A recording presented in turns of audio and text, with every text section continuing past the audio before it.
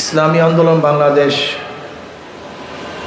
চট্টগ্রাম মহানগর শাখা কর্তৃক আয়োজিত আজকে এই নগর সম্মেলনের সম্মানিত সভাপতি, কেন্দ্রীয় নেতৃবৃন্দ, সকল স্তরের জনগণ ভাইয়ের আমার,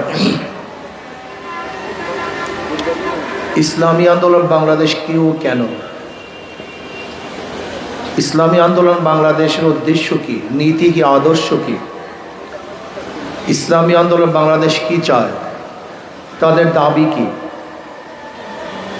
ইসলামী আন্দোলন বাংলাদেশ বিশ্বাস করে শুধু দেশ, দল, নেতা পরিবর্তনের মাধ্যমে মানুষের শান্তি আসতে পারে না, মানুষ মুক্তি পেতে পারে না। উদাহরণস্বরূপ আমরা পেশ করি, আমরা যে ভূখণ্ডের মধ্যে আছি, এই ভূখণ্ড 3 বার পরিবর্তন হয়েছে। ব্রিটিশ থেকে মুসলমান আন্দোলন করে স্বাধীন করেছিল। ভেবেছিলাম বৈষম্য দূর হবে, ব্রিটিশ এদেশ থেকে চলে গেলেই মানুষ শান্তি পাবে, মুক্তি পাবে।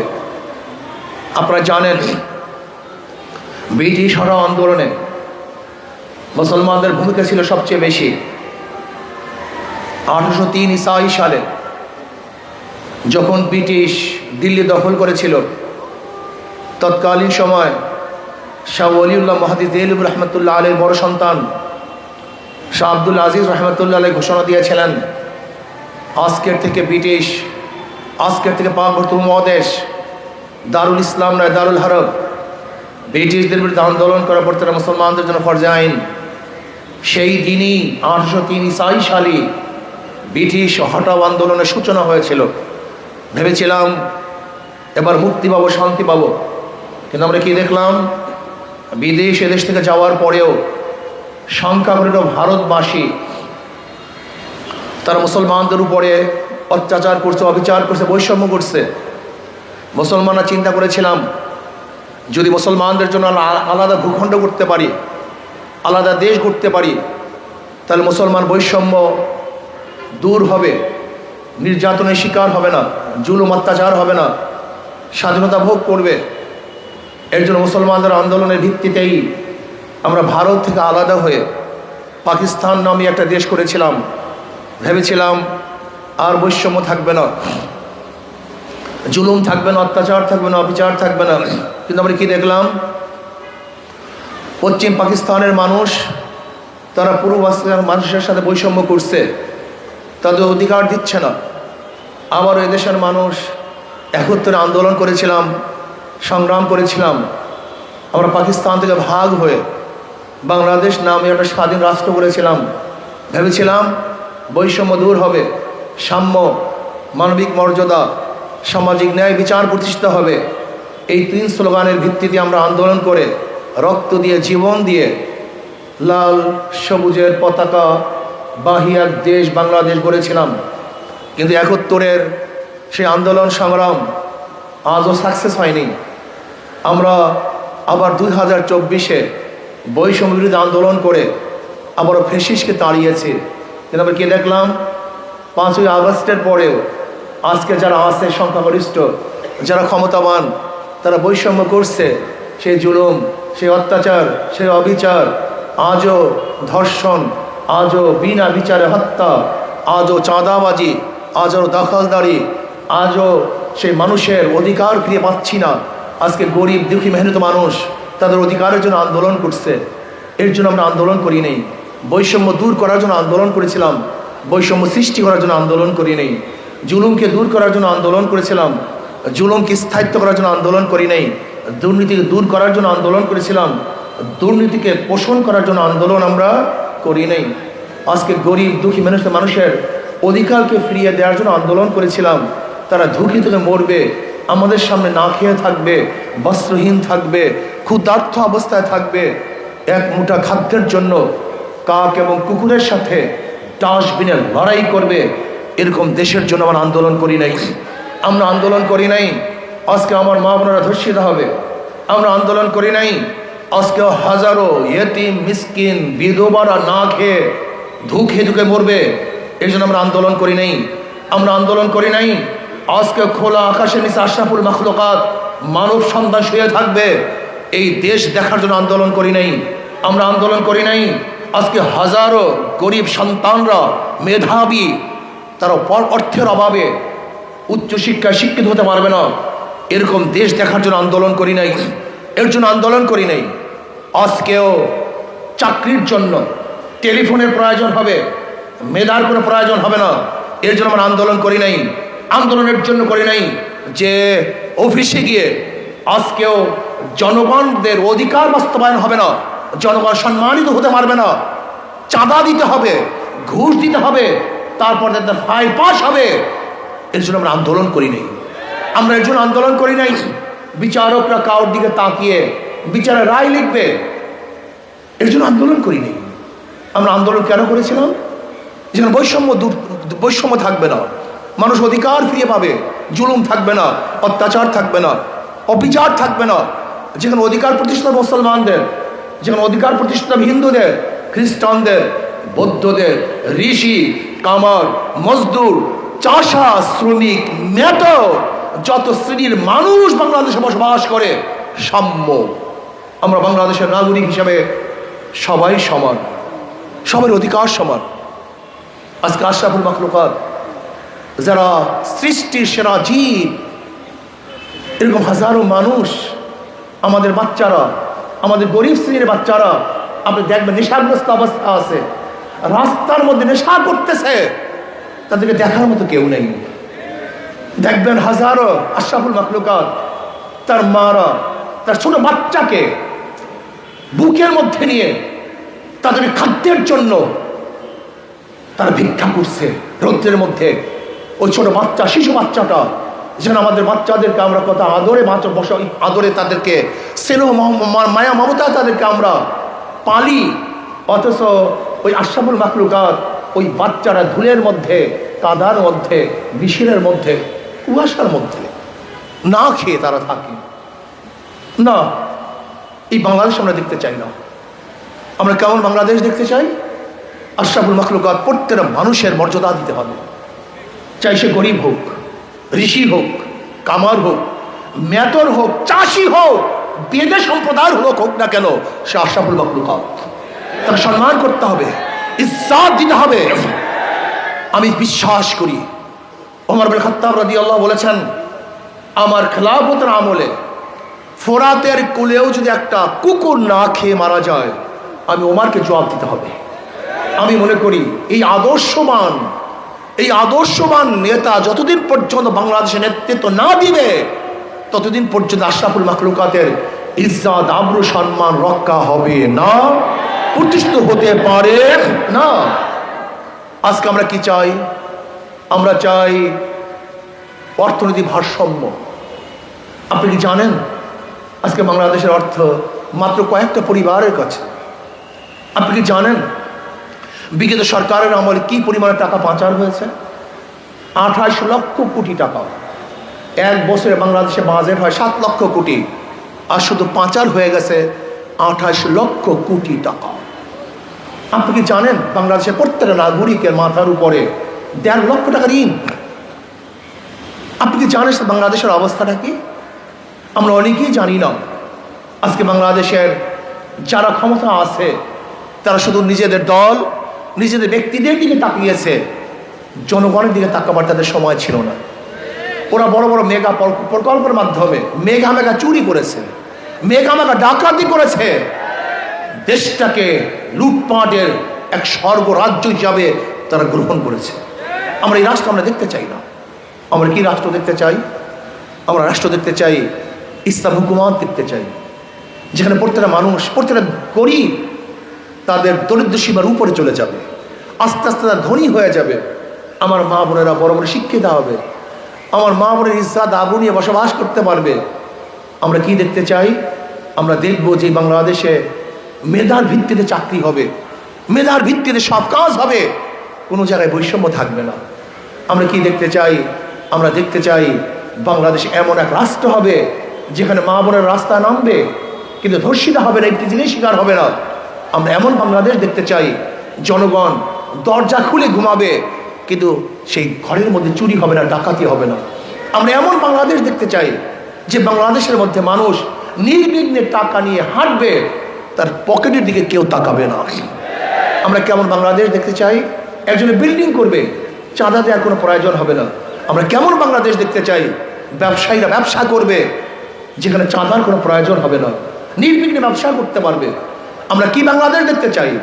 আজকে দেখেন গোটা দুনিয়ার মধ্যে ফার্স্ট কান্ট্রিগুলি, যদিও সুদ হারাম, আমি সেই দিকে যাব না, আমরা ইসলামিক অর্থনীতি হিসাবে ব্যবসায়ীদেরকে টাকা দেব, ইসলাম হুকুমাত হয়, কিন্তু তারপরও তারা সুদ ভিত্তিক যারা ব্যবসা করতেছে, আজকে বাংলাদেশে সুদের পার্সেন্টেজ কত? 15%।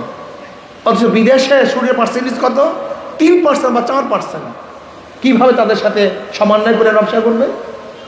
কোনোদিন সম্ভব না। আমরা অর্থনীতিকে চাঙ্গা করতে চাই, আমরা অর্থনীতি পাবলিকের জন্য করতে চাই, জনগণের জন্য করতে চাই। আমরা কৃষকের জন্য সার, ঔষধ, কীটনাশক এবং কৃষিজ সামগ্রী আছে, তার উপরে গোটা শুল্ক উঠে দিতে চাই। আমরা চাই কৃষকদেরকে বিনা লাভে লোন দিতে। ইসলাম হুকুমাত হলে প্রত্যেকটা কৃষককে আমরা অর্থায়ন করব, যেখানে তাদের কোনো টাকা দেওয়ার প্রয়োজন হবে না, যেখানে বর্তমান কোনো টাকার প্রয়োজন হবে না। তারা কৃষি করার পরে তারা তাদের মূল টাকা ফেরত দিবে। এরকম অর্থনীতি আমরা চাঙ্গা করতে চাই। আমরা কি চাঙ্গা করতে চাই? আমরা বিদেশে মানুষ পাঠাবো সরকারের মাধ্যমে, যেখানে ওই পাবলিকের কোনো টাকা দেওয়ার প্রয়োজন নেই। আমরা গভর্নমেন্টের ফান্ড থেকে, দেশীয় ফান্ড থেকে আমরা অর্থায়ন করব। তারা বিদেশে গিয়ে তারা কামাই করে তারপর ফান্ড আবার জমা দেবে। আমরা এরকম বাংলাদেশ দেখতে চাই। আমরা কেমন বাংলাদেশ দেখতে চাই? আমরা বাংলাদেশ দেখতে চাই যে বিদেশিরা যারা আছেন, আমাদের প্রবাসী বন্ধু যারা আমাদের অর্থনৈতিক কান্ডারি, আমরা অনেক রেমিটেন্স যারা আমাদের বাংলাদেশে পাঠান, ওদের জন্য এমন সম্মানের আসন করতে চাই। যারা বাংলাদেশে আসবে, বাংলাদেশে যখন পাড়া দিবে, এয়ারপোর্টে যারা থাকবে, তাদেরকে জনাব, মোহতারাম অথবা স্যার এরকম সম্মানসূচক শব্দ তাদের জন্য ব্যবহার করতে চাই। আমরা কি চাই? বিদেশ থেকে যখন আসবে মনে করতে হবে এরা আমাদের বাংলাদেশের উন্নয়নের একজন সহযোদ্ধা, এই উন্নয়নের সহযোদ্ধা, আমাদের রেমিটেন্সের সহযোদ্ধা। তাদের ইজ্জত আব্রুকে রক্ষা করতে চাই। হাজারো আমাদের প্রবাসী বন্ধুদের বাড়িঘর আজকে দখল হয়ে যাচ্ছে, অনেকে দখল করে ফেলছে বিদেশে থাকার কারণে, তাদের নামে রেকর্ড হচ্ছে না। বাংলাদেশ সরকার যদি ইসলামী হুকুমাত হয়, তাহলে কি হবে? কার কার বাড়ি দখল করা হয়েছে, সরকারের নিজের উদ্যোগে সেই প্রবাসীর বাড়ি তার হাতে তুলে দেওয়ার ব্যবস্থা করবে ইনশাআল্লাহ। আমরা এমন বাংলাদেশ দেখতে চাই যে বাংলাদেশের মধ্যে সাম্যতা চলে আসবে, কেউ 10 তলা কেউ নিচতলায় না, অর্থনৈতিক ভারসাম্য হবে, সুষম বন্টন হবে, যে বাংলাদেশের মধ্যে প্রত্যেকটা মানুষ দরিদ্র সীমার উপরে চলে যাবে। শান্তি, মুক্তি, তাদের জবানের স্বাধীনতা, তাদের কলমের স্বাধীনতা, অর্থনৈতিক স্বাধীনতা, ইজ্জত আবরুর স্বাধীনতা আমরা প্রতিষ্ঠা করবো ইনশাআল্লাহ। ইসলাম হুকুমাত যদি হয়ে যায়, গরিবরা আর গরিব থাকবে না, সমস্ত গরিবগুলি দরিদ্র সীমার উপরে চলে যাবে। বেয়াকুব গরিব, আপনি কি জানেন ইসলাম কি?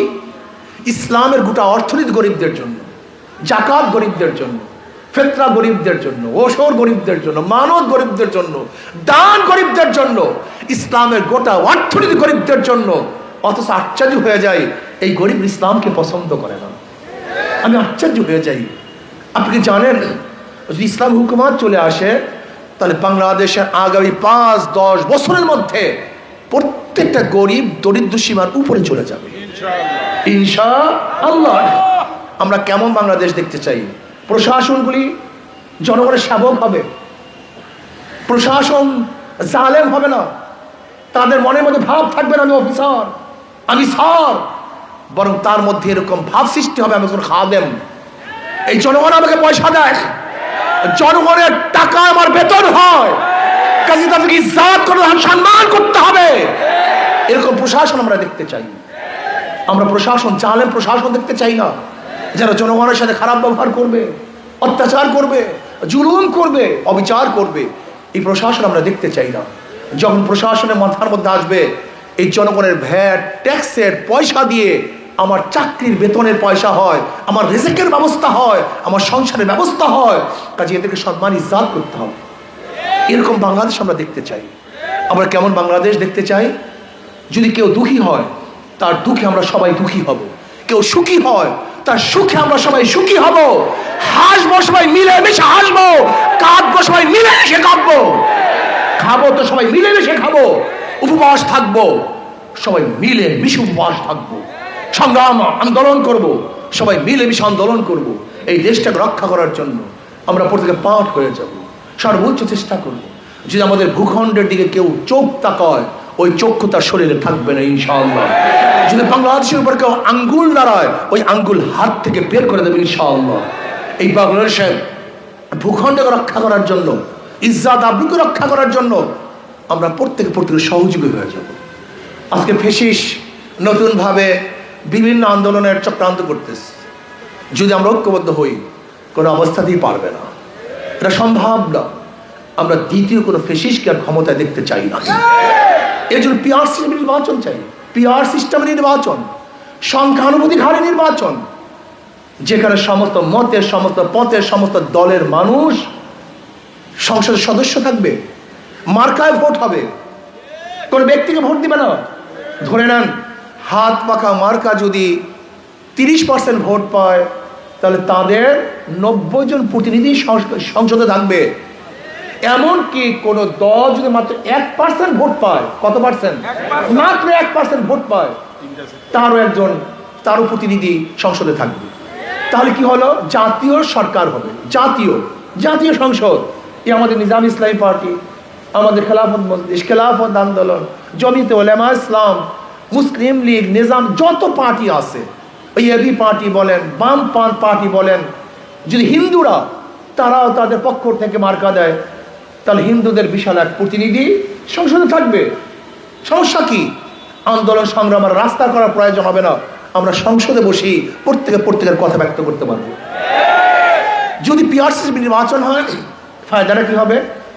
কালো টাকা সরাসরি হবে না, পেশি শক্তি ব্যবহার করা হবে না, আর ফেসিস সংসদ জন্ম দিবে না। যদি পিআরসি নির্বাচন হয়, সবার অংশগ্রহণমূলক নির্বাচন হবে, জাতীয় সরকার হবে। আমি মনে করি প্রত্যেকটা ভোট কাজে লাগবে। আমি অন্তর্বর্তী সরকারকে বলবো, যেখানে বিএনপি ঘোষণা দিয়েছে জাতীয় সরকার, আর জাতীয় সরকার করার জন্য প্রয়োজন কি? পিআর সিস্টেম নির্বাচন। পিআর সিস্টেম নির্বাচন ব্যতীত জাতীয় সরকার হওয়া সম্ভব না। একটু পিআর সিস্টেম নির্বাচন চাই। হ্যাঁ, অবশ্যই প্রয়োজনীয় সংশোধনগুলি করতে হবে, সংস্কারগুলি করতে হবে। প্রয়োজনীয় সংস্কারের বাহিরে যদি নির্বাচন দেন, সেই নির্বাচন গ্রহণযোগ্য নির্বাচন হবে না, প্রশ্নবিদ্ধ নির্বাচন হবে, মানুষের ভোট অধিকার প্রয়োগ করতে পারবে না। এর জন্য তাড়াহুড়া করবেন না কেউ নির্বাচনের জন্য, হুট করে নির্বাচন চাবেন না, বরং হ্যাঁ যথাসময় প্রয়োজনীয় সংশোধনের পরই, সংস্কারের পরই নির্বাচন দেওয়া উচিত। তাহলেই এদেশের নির্বাচন হবে গ্রহণযোগ্য নির্বাচন। প্রত্যেকটা জনগণ, ভোটার তাদের ভোট অধিকার প্রয়োগ করতে পারবে। আর একটা কথা বলতে চাই, যারা চাঁদাবাজ, দুর্নীতিবাজ, তাদেরকে আর ভোট দিবেন না। যদি আমার ইসলামী আন্দোলনের মধ্যে দুর্নীতিবাজ হয়, চাঁদাবাজ থাকে, আমাদেরকে ভোট দিবেন না। আজকে আমি আসার সময় আমাদের কর্মীদের ব্যবহার আমার কাছে ভালো লাগে নাই। আজকে দেখলাম তারা আসার সময় রাস্তাকে ব্লক করে ফেলছে। কেন ব্লক করবেন আপনি রাস্তা? হাজারো জনগণের কাজ আছে, প্রয়োজন আছে। আপনি এক সাইড থেকে আসেন, অন্য সাইড থেকে মানুষকে যাওয়ার পথ করে দেন। আপনি কেন রাস্তা বন্ধ করলেন? এই জনগণের রাস্তা, আপনার বন্ধ করার কোনো অধিকার নেই, কোনো অধিকার নেই আপনার রাস্তা বন্ধ করার। জনগণের জন্য রাস্তা ক্লিয়ার করে দেন, আপনার যতটুকু প্রয়োজন ততটুকু রাস্তা নিয়ে নেন। আজকে এক কর্মীকে দেখলাম এক টেম্পোওয়ালার সাথে খারাপ ব্যবহার করেছে। এই আপনার আদর্শ? এই আপনার চরিত্র? তা আপনার মধ্যে ফ্যাসিস্টের মধ্যে পার্থক্যটা কি পার্থক্য আমাকে বলুন। হ্যাঁ, এরকম কর্মী আমরা চাই না। আমরা নীতি ও আদর্শবান কর্মী চাই, চরিত্রবান কর্মী চাই, যারা মানুষের নির্যাতন সহ্য করতে পারবে, এই কর্মী আমরা চাই। যদি মানুষের নির্যাতন, জুলুম সহ্য করতে না পারেন, ইসলামী আন্দোলন করার কোনো প্রয়োজন আপনার নেই। ইসলামী আন্দোলন বাংলাদেশের কর্মীদেরকে অবশ্যই সাহাবাদের অনুসরণ করতে হবে, সাহাবাদের নমুনায় চলতে হবে। নবীগণ সবচেয়ে বেশি অত্যাচারিত হয়েছেন, জুলুমের শিকার হয়েছেন এবং সবচেয়ে বেশি ধৈর্য ধারণ করেছেন। ইন্নাল্লাহা মা'আস সাবিরিন। যদি আপনাদের আদর্শই ভালো না হয়, চরিত্রই ভালো না হয়, যদি করে এক সাধারণ মানুষ খারাপ ব্যবহার করার কারণেই আপনি উত্তেজিত হয়ে যান, হ্যাঁ উত্তেজিত হতে পারেন, মানুষ বলতে রাগ আছে, কিন্তু স্থায়িত্ব না হওয়া চাই। উত্তেজিত স্থায়িত্ব না হওয়া চাই। যখনই আপনার মনে করবেন যে আমি ভুল করেছি, সাথে সাথে তার কাছে মাপ চাওয়া চাই, মাফ করা চাই, এরকম মেজাজের থাকতে হবে। দেখেন, ইসলাম তলোয়ারের মাধ্যমে শুধু বিজয় হয় নাই, ইসলাম উদাহরণের মাধ্যমে বিজয় হয়েছে, আদর্শের মাধ্যমে বিজয় হয়েছে। আপনি জানেন না, জনাবে মুহাম্মদ রাসূলুল্লাহ সাল্লাল্লাহু আলাইহি ওয়াসাল্লামকে এক ব্যক্তি হত্যা করার জন্য তোকে তোকে ঘুরতেছিলেন। নবী আলাইহিস সালাতু ওয়াস সালাম ঘুমাইতেছিলেন, তলোয়ার ছিল গাছের উপরে। ওই বেঈমান হাতের মধ্যে তলোয়ার নিয়ে নবী আলাইহিস সালাতু ওয়াস সালাম গর্দানের মধ্যে ধরছে। এবার বলতেছে, মোহাম্মদ তোমাকে কে বাঁচাবে? নবী আলাইহিস সালাতু ওয়াস সালাম চক্ষু মেলে দেখলেন সোজা গর্দানের উপর তলোয়ার। নবী আলাইহিস সালাতু ওয়াস সালাম বললেন আল্লাহ। এই কথা বলার সাথে থরথর করে তার হাত থেকে তলোয়ার পড়ে গেছে। এবার নবী আলাইহিস সালাতু ওয়াস সালাম তলোয়ার হাতে নিলেন, ওই কাফেরের গর্দানের উপর ধরলেন। এবার বলেন, বেঈমান তোকে কে বাঁচাবে? বলে, মোহাম্মদ তুমি ছাড়া কোনো উপায় নেই। বলে, ইসলাম গ্রহণ কর, ঈমান আন। বলে, ঈমান আনবো না, আমাকে হত্যা করো, আমি মুসলমান হব না। তুমি হত্যা করো, কিন্তু কলেমা পড়বো না। নবী আলাইহিস সালাতু ওয়াস সালাম কোনো কথা বলেন না। এবার বেঈমান বলতেছে, হ্যাঁ আমি ওয়াদা করতে পারি তোমার বিরুদ্ধে আর যুদ্ধ করবো না, তোমার বিরুদ্ধে যারা যুদ্ধ করবে তাদেরকে সাহায্য সহযোগিতা করবো না। নবী আলাইহিস সালাতু ওয়াস সালাম বললেন, যা তোকে ছেড়ে দিলাম। যে ব্যক্তি নবী আলাইহিস সালাতু হত্যা করার জন্য ছুরি উঠাইছেন গলার মধ্যে, কিন্তু নবী আলাইহিস সালাতু তাকেও মাফ করে দিয়েছেন। ইসলামী আন্দোলনের প্রত্যেক কর্মীদেরকে, নেতা কর্মী সমর্থকদেরকে জোশের সাথে হুশের সাথে জোশ থাকা চাই। খারাপ ব্যবহার করা যাবে না, জুলুম করা যাবে না, অত্যাচার করা যাবে না। আপনার ব্যবহার করে মানুষজন আপনাকে ঘৃণা না করে সেই চিন্তা করতে হবে। আদর্শবান হতে হবে, নীতিবান হতে হবে। খবরদার, ইসলামের নামে কোনো বিপর্দা মহিলাকে কোনো জনসভায় আনা যাবে না। ইসলামী হুকুমাতের নামে কি শুরু করেছেন আপনারা? শুরুটা কি করেছেন? ইসলাম শব্দ বাদ দিয়ে দেন, ইসলাম শব্দ বাদ দিয়ে যা মনে চায় তাই করেন। কিন্তু ইসলাম শব্দ লাগিয়ে বিপর্দা আপনাদের জনসভায় মহিলা থাকবে, এরকম ইসলাম আমরা দেখতে চাই না। ধোঁকাবাজি করবেন না, ইসলামের নাম দিয়ে যা ইচ্ছা তাই করবেন, এটা বাংলাদেশের মানুষ মানবে না, মানতে পারে না। ইসলাম শব্দ বাদ দিয়ে যা মনে চায় তাই করেন। আমরা সমস্ত রাজনৈতিক দলকে কিছু বলবো না, কারণ তাদের ইসলাম নাই, কিন্তু ইসলামী আন্দোলনের নাম দিবেন, ইসলাম নাম দিবেন, আর সেখানে শরীয়ত বিরোধী কাজ করবেন, এর ইসলামী আন্দোলনের কোনো প্রয়োজন নেই। আমি স্পষ্ট ইসলামী আন্দোলন বাংলাদেশের প্রত্যেকটা নেতাকর্মীকে বলবো, শরীয়তের খেলাফ কোনো কাজ করা যাবে না। ইসলাম হুকুমাত কায়েম করবো শরীয়তকে বাস্তবায়ন করার জন্য, শরীয়তকে ধ্বংস করার জন্য নয়। আর শরীয়তকে ধ্বংস করে কিসের ইসলামী হুকুমাত? কে বলছে আপনাকে ইসলাম হুকুমাত কায়েম করার জন্য? শরীয়তকে বিনষ্ট করে কে বলছে আপনাকে ইসলাম হুকুমাত কায়েম করার জন্য? এরকম ইসলাম হুকুমাত আমরা চাই না। আমরা চাই শরীয়তের ভিত্তির ইসলাম হুকুমাত। আমরা কি চাই? আল্লাহ পাক কালামে পাকের মধ্যে ফরমান, আল্লাযীনা ইন মাক্কান্নাহুম ফিল আরদি আকামুস সালাহ। যদি ওদের ক্ষমতা দিতাম তাহলে নামাজ কায়েম করত। এখন আপনাদের জনসভায় কি নামাজকে ধ্বংস করার জন্য আপনারা যাচ্ছি নাকি? হ্যাঁ, নামাজ কায়েম করা আসল উদ্দেশ্য। অথচ দেখা যায় আমরা জনসভা করব আর সে নামাজকে ধ্বংস করে ফেলবো। এরকম ইসলামী আন্দোলন বাংলাদেশে আমরা চাই না। ইসলামী আন্দোলন বাংলাদেশের প্রত্যেকটা নেতা কর্মীকে শরীয়তের মানদণ্ডে ঠিক থাকতে হবে, অক্ষুণ্ণ থাকতে হবে, এখানে কোনো ছাড় নাই।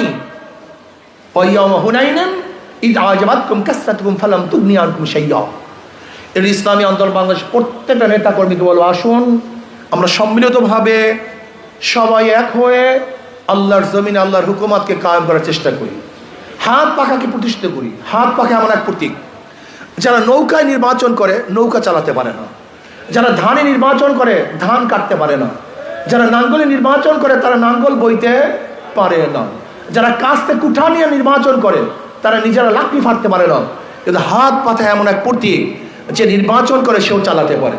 যারা সমর্থন করে তারাও চালাতে পারে, যারা ভোট দেয় তারাও চালাতে পারে, পুরুষরাও চালাতে পারে, মহিলারাও চালাতে পারে, ধনীরাও চালাতে পারে, গরিবরাও চালাতে পারে, ঋষিরাও চালাতে পারে, কুমাররাও চালাতে পারে। হাত পাখা শান্তির প্রতীক। কারেন্ট ফেল করতে পারে কিন্তু হাত পাখা ফেল করে না। বিশ্বাস ইসলামী আন্দোলন বাংলাদেশে যে প্রতীক হাত পাখা। হাত পাখা যদি বিজয় হয় এই দেশ বিজয় হবে, হাত পাখা বিজয় হয় এই জনগণ বিজয় হবে, হাত পাখা বিজয় হয় মানবতা বিজয় হবে, ইসলাম বিজয় হবে। কাজে আসুন আমরা ইনশাআল্লাহ সমৃদ্ধভাবে আগামী নির্বাচন ঐক্যবদ্ধভাবে দোয়া করেন যেন ইসলামের পক্ষে আমরা একটা বাক্স দিতে পারি। আল্লাহর কাছে দোয়া করেন যে ইসলামের পক্ষে আমরা একটা বাক্স দিতে পারি। ইসলামী আন্দোলন বাংলাদেশ একটা বাক্স দেওয়ার জন্য সর্বোচ্চ ছাড় দিতে তৈরি আছে। ইসলামী আন্দোলন বাংলাদেশ ইসলামী হুকুমাতের জন্য একটা বাক্স দেওয়ার জন্য ইসলামের পক্ষে সর্বোচ্চ ছাড় দেওয়ার জন্য তারা প্রস্তুত আছে। যেখানে যে নির্বাচিত হতে পারেন, যেখানে যে নির্বাচিত হতে পারেন, আমরা ইনশাআল্লাহ বলবো আপনি সেখানে নির্বাচন করেন। আমরা এই কথা বলবো না যে প্রত্যেক জায়গায় আমাকে প্রায়োরিটি দিতে হবে, এরকম কথা ইসলামী আন্দোলন বাংলাদেশ বলবে না। মানে একটা মার্কার জন্য, একটা বাক্সের জন্য ইসলামী আন্দোলন বাংলাদেশ সর্বোচ্চ ছাড় দিতে প্রস্তুত আছে। যেন ইনশাআল্লাহ আগামী নির্বাচন